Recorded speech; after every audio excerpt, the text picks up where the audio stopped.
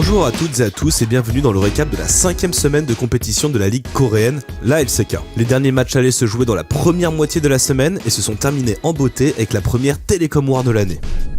C'est avec souffrance que je dois annoncer que les T1 ont pulvérisé les KT Rolsters en leur infligeant la défaite la plus rapide du split en 22 minutes. Un autre record a été battu ce jour-là, car Faker, dit par certains de ses adorateurs le GOAT, a célébré sa 1000e game compétitive de sa carrière. Un événement qui force le respect en sachant qu'il avoisine les 67% de win rate. Toute cette séquence m'a fait énormément de mal. Il finit la semaine en s'offrant 2 titres de MVP face à Nongshim pour une nouvelle semaine en 2-0 pour T1. Deux autres équipes à 2 BO gagnés cette semaine, les Genji en roster complet qui battent leurs 2 concurrents directs en haut du classement, mais également le réveil des Kwangdong Freaks qui battent 2 adversaires directs pour la course au playoff. En 2-7 avant ce match, les HLE trouvent la recette miracle pour upset 2-0 les DRX et Carrie s'en voit récompensé d'un double titre de MVP.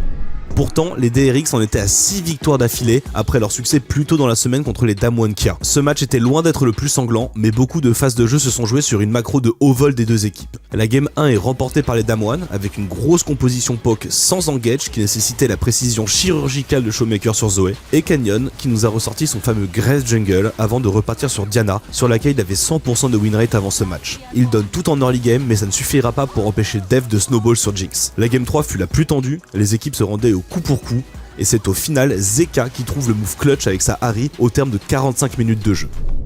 Notre MVP de la semaine ira une nouvelle fois à un joueur T1, le jeune support Keria. Sans aucun doute un des meilleurs trèches au monde, il marche sur l'eau et dans les pas de Madlife pour réussir des hooks aussi spectaculaire. Sa domination de lane et Gumayusi facilite les drafts T1 qui se voient souvent retirer Caitlyn, Karma et Thresh alors qu'eux n'investissent que très peu de ban et comptent plutôt sur le pool de champions très vaste de Keria qui est allé jusqu'à chercher de la Morgana en last pick.